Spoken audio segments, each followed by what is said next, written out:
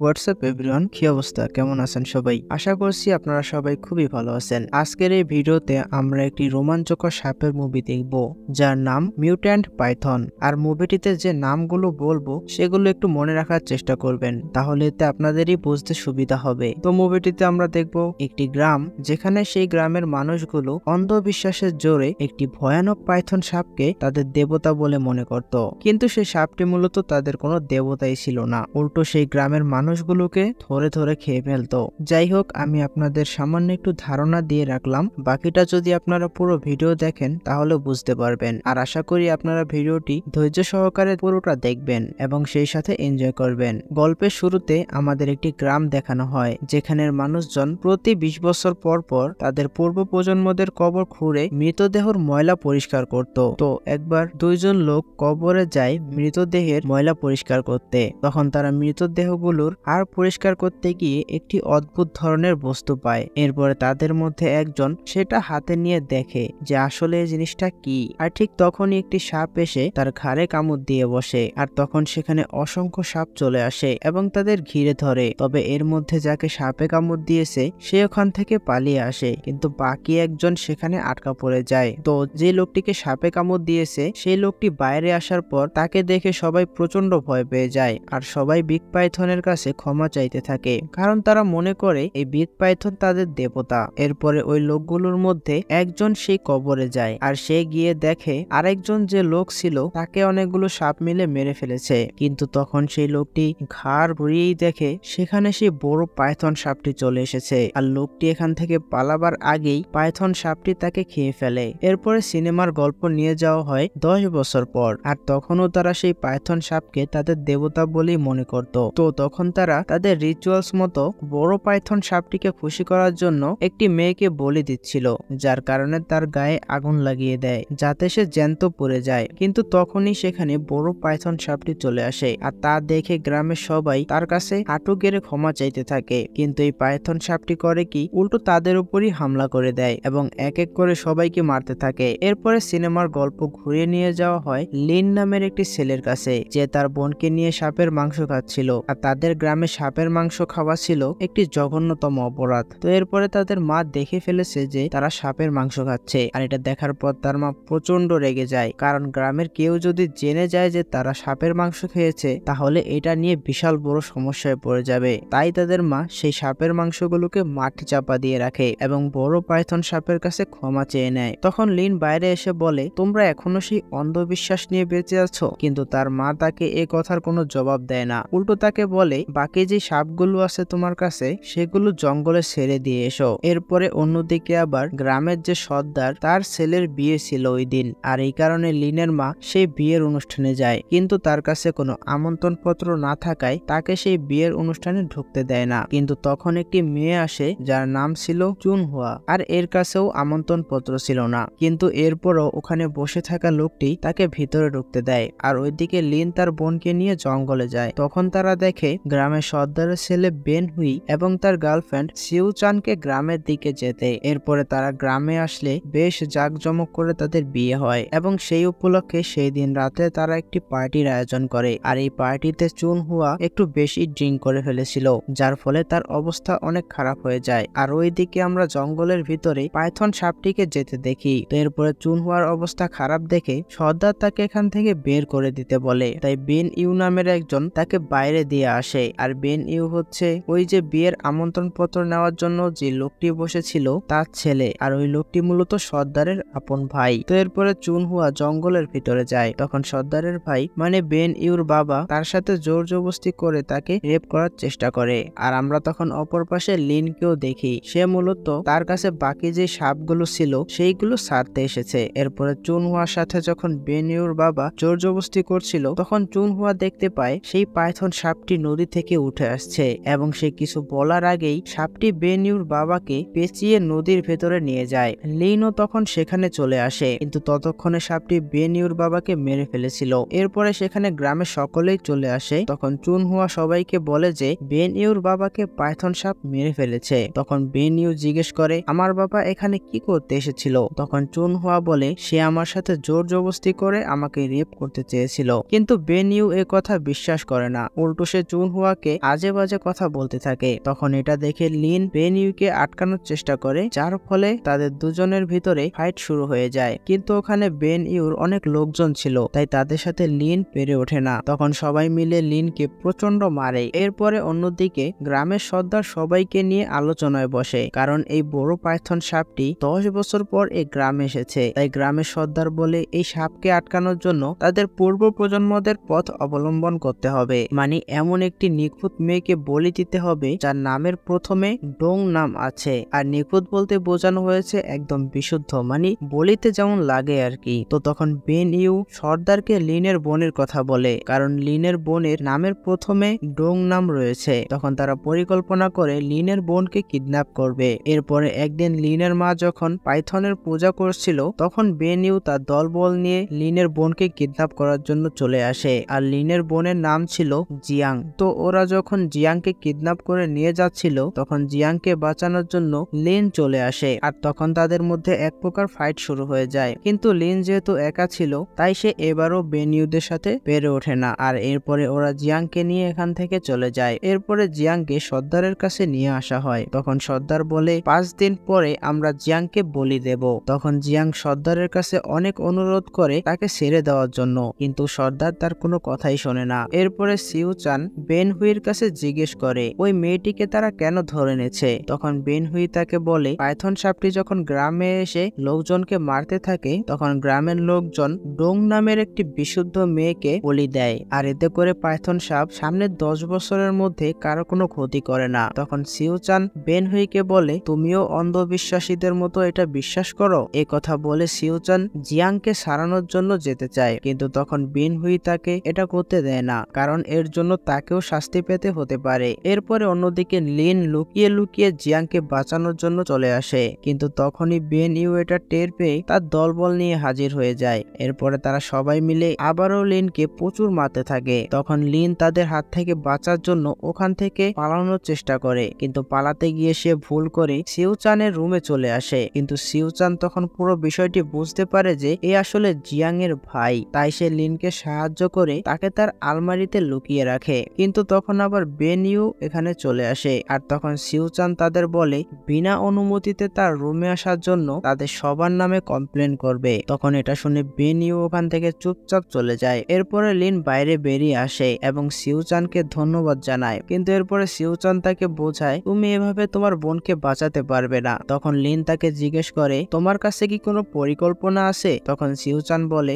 দেখো গ্রামের লোকেরা পাইথন সাপের জন্যই তোমার বোনকে বলি দেবে, তাই তোমাকে সেই বড় পাইথন সাপটিকে মারতে হবে, তাহলেই তারা আর তোমার বোনকে বলি দেবে না। তো এই কথা শুনে লিন সেই পাইথন সাপটিকে মারার জন্য সাপ ধরার একজন মাস্টারের কাছে যায়, যাদের আমরা গ্রাম বাংলায় সাপুরে বলে থাকি। তো লিন সেখানে গিয়ে দেখে মাস্টার সেখানে নেই, তাই লিন মাস্টারকে খুঁজতে থাকে। কিন্তু তখনই কোথা থেকে একটি সাপ এসে তাকে কামড়ে দেয়, আর এর ফলে সে অজ্ঞান হয়ে মাটিতে লুটিয়ে পড়ে। এরপরে কিছুক্ষণ সময় পর লিনের জ্ঞান ফিরলে সে দেখতে পায় সে একটি বিছানায় শুয়ে আছে। মূলত মাস্টার তাকে বাঁচিয়ে নিয়েছিল। এরপরে লিন মাস্টারের সাথে দেখা করে। তখন মাস্টারের সাথে থাকা তার ছাত্র, যার নাম ছিল মো, সে লিনকে জিজ্ঞেস করে তুমি এখানে কেন এসেছিলে। তখন লিন তাদের বলে একটি পাইথন সাপকে ধরার জন্য আমার আপনাদের সাহায্য দরকার। তখন মাস্টার লিনকে জিজ্ঞাসা করে তুমি কোথা থেকে এসেছো। তখন লিন তার গ্রামের নাম বললে তারা একদমই হা হয়ে যায়, মানে তাদের কোনো হুঁশই ছিল না। আর এর কারণ হলো মাস্টারও জানতো যে তাদের গ্রামের সবাই সেই বড় পাইথন সাপটিকে তাদের দেবতা মনে করে। তো এরপরে মাস্টার লিনের সাথে যেতে রাজি হয়, কিন্তু তার সাথে সে একটি শর্তও দিয়ে দেয়। আর সেই শর্তটি হচ্ছে ওই পাইথন সাপটিকে মারার পরে সাপটি তার হয়ে যাবে। তো মাস্টারের এই শর্ত লিন মেনে নেয় এবং মাস্টার আর তার ছাত্রকে তার সাথে করে নিয়ে যায়। আর এরপরে আমরা দেখতে পাই সেই বড় পাইথন সাপটি আস্তে আস্তে গ্রামের দিকে এগিয়ে আসছে। তো রাতে আবার হয় কি মাস্টারের প্রচন্ড খিদে পেয়ে যায়। তখন সে মোকে বলে যেভাবেই হোক তার জন্য খাবার জোগাড় করতে। আর এরপরে মো আর কোনো উপায় না পেয়ে সে বাইরে এসে খাবারের সন্ধান করতে থাকে। তখন সে দেখতে পায় পূজার স্থানে অনেক ধরনের খাবার রয়েছে, তাই সে আর কোনো কথা না বলে চুপচাপ সেই খাবারগুলো নিয়ে ওখান থেকে চলে আসতে থাকে। ওইদিকে আবার বেন ইউ ভাবে চুন হওয়ার জন্যই হয়তো তার বাবার মৃত্যু হয়েছে, তাই সে মনে মনে ঠিক করে নেয় এর প্রতিশোধ স্বরূপ সে চুন হুয়াকে কঠিন শাস্তি দেবে। তাই সে তার দলবল নিয়ে চুন হুয়াকে ধরার জন্য বের হয়। আর এই সুযোগে সিউ চান জিয়াংকে বাঁচাতে চলে আসে, কিন্তু তখনই গ্রামের সর্দার এবং এবং বাকি সবাই ওখানে চলে আসে। ওইদিকে আবার চুনহুয়ার যে ঘরে ছিল ওই ঘরে সেই পাইথন সাপটি ঢুকে পড়ে। আবার বেন ইউদের দেখে ভয় পেয়ে মো চুনহুয়ার ঘরে একটি আলমারিতে লুকিয়ে পড়ে। এরপরে বেন ইউ যখন চুনহুয়ার পাশের একটি ঘরে চুনহুয়াকে খুঁজছিল তখন আবার এটা দেখে চুনহুয়াও ভয় পেয়ে যায় আর সেও ওই একই আলমারিতে মোর সাথে লুকিয়ে পড়ে। আর অপরদিকে বেন ইউ এবং তার দলবল সেই ঘরে চুনহুয়াকে খুঁজে পায় না, তাই তারা তার পাশের ঘরটিতে খুঁজতে আসে আর সেটাই ছিল মূলত চুনহুয়ার ঘর। আর এই ঘরেই কিন্তু সেই পাইথন সাপটি রয়েছে।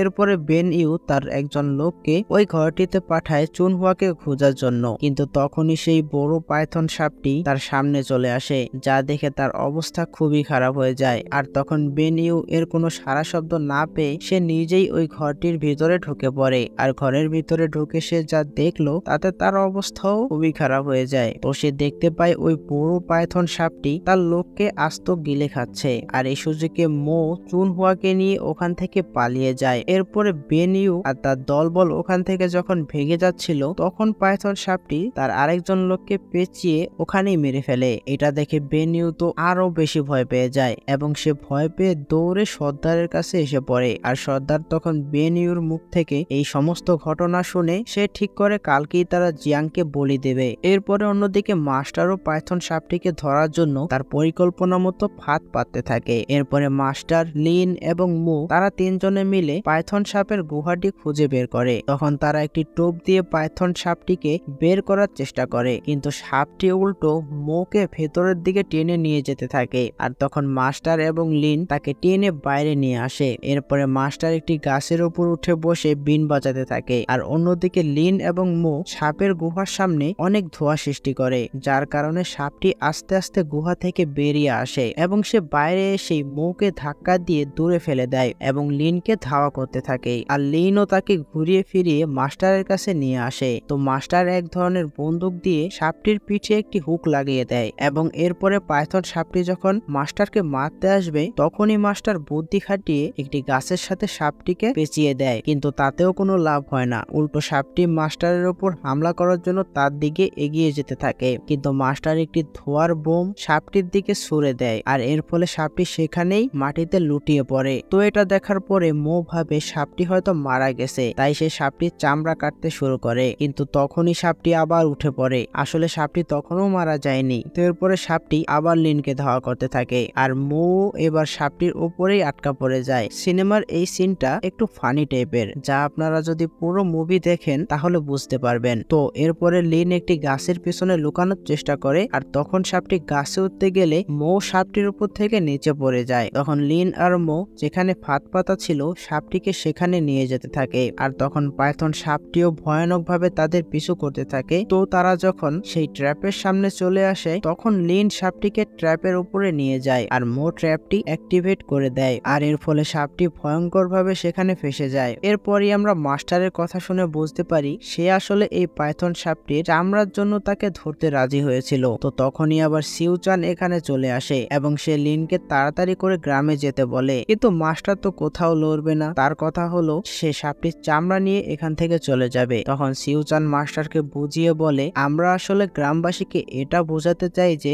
যাকে আসলে তারা তাদের দেবতা বলে বিশ্বাস করে সেটা একটি সাধারণ পাইথন সাপ ছাড়া আর কিছুই নয়। আর এটা শুনে মাস্টার প্রথমে রাজি হচ্ছিল না, কিন্তু সবার জোরাজোরিতে সে শেষ পর্যন্ত রাজি হয় এবং পাইথন সাপটিকে তারা গ্রামে নিয়ে আসে। আর তখন গ্রামে জিয়াংকে বলি দেওয়ার প্রস্তুতি চলছিল। তখন লিন সবাইকে বলে বড় পাইথন সাপটি মারা গিয়েছে, সে এখন আর কারোর কোনো ক্ষতি করতে পারবে না, তাই তোমরা এবার আমার বোনকে ছেড়ে দাও। কিন্তু এরপরও গ্রামবাসী সেই অন্ধবিশ্বাস থেকে বেরিয়ে আসতে পারে না। উল্টো সর্দার তাদেরকে গ্রেফতার করার আদেশ দেয়। তখন মাস্টার তাদের বাঁচানোর চেষ্টা করলেও শেষ পর্যন্ত সে ব্যর্থ হয় এবং সর্দারের লোকজন মাস্টারকেও গ্রেফতার করে নেয়। তো এরপরে গ্রামবাসীরা বলির উদ্দেশ্যে জিয়াং এর চারদিকে আগুন লাগিয়ে দেয়, যেমনটা আমরা মুভির প্রথমে দেখেছিলাম। কিন্তু তখনই আশ্চর্যজনকভাবে আরো একটি বড় পাইথন সাপ পানি থেকে উঠে আসে আর এটা ছিল আগেরটার থেকেও অনেক গুণ বড় এবং ভয়ানক। তো তখন গ্রামের সবাই মনে করে লিনরা যে সাপটিকে মেরে ফেলেছে সে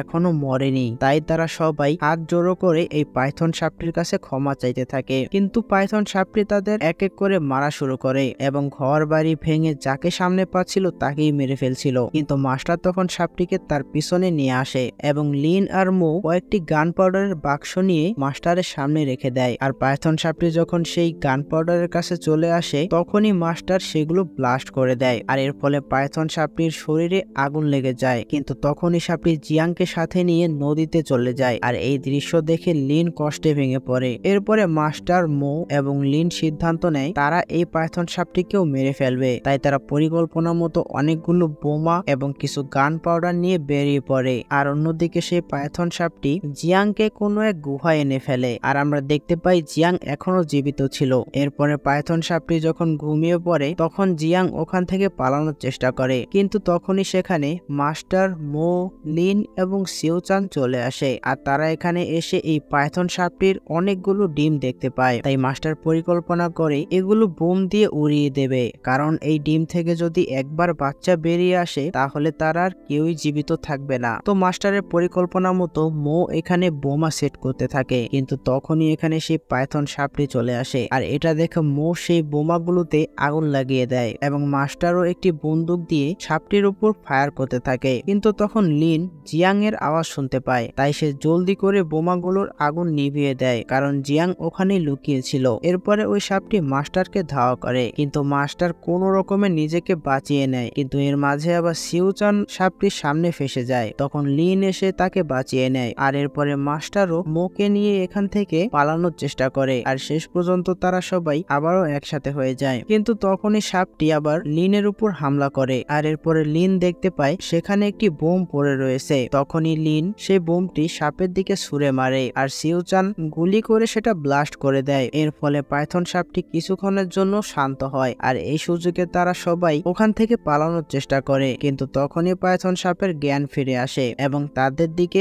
আবারও হামলা করার জন্য এগিয়ে যায়। আর এই কারণে মাস্টার এবার করে কি, তাদের সবাইকে গুহা থেকে বের করে দেয় এবং বোমটি ব্লাস্ট করে সে নিজে সাপটির ভিতর ঢুকে পড়ে। আর এর ফলে বোম ব্লাস্ট হয়ে মাস্টার এবং পাইথন সাপ সেখানেই মারা যায়। মানে মাস্টার নিজে মরে সবাইকে বাঁচিয়ে দিয়ে গেল। তো এরপরে সিনেমার একদম শেষ দৃশ্যে চুনহুয়া এবং মো তারা বিয়ে করে একসাথে থাকার সিদ্ধান্ত নেয়। আর লিন ও জিয়াংকে নিয়ে শহরে চলে যাওয়ার সিদ্ধান্ত নেয়। কিন্তু এরপরই আমরা দেখতে পাই পাইথন সাপটির একটি ডিম এখনো ওখানে রয়ে গিয়েছিল। আর ওর ভিতর থেকে কয়েকটি পাইথন সাপের বাচ্চা বেরিয়ে আসছিল। আর এই দৃশ্যের সাথেই সিনেমাটি এখানেই শেষ হয়ে যায়। তো এটা দেখে আমরা বুঝতে পারি সিনেমাটির হয়তো দ্বিতীয় পর্ব আসবে। আর আপনারা যদি আমার কাছে জিজ্ঞাসা করেন যে আজকের এই সিনেমাটি আমার কাছে কেমন লেগেছে, তাহলে আমি বলবো মোটামুটি খারাপ না। আর আমি এই সিনেমাটিকে রেটিং দেব 10-এর মধ্যে 7। তো যাই হোক, আজকের এই সিনেমার এক্সপ্লেনটি আপনাদের কাছে কেমন লাগলো তা অবশ্যই কমেন্টে জানাবেন। আর যদি কোথায় কোনো ভুল ত্রুটি হয়ে থাকে তাহলে সেটাও আমাকে ধরিয়ে দেবেন। যাই হোক, দেখা হবে পরের কোনো এক ভিডিওতে। ততক্ষণ সবাই ভালো থাকবেন, সুস্থ থাকবেন। আল্লাহ হাফেজ।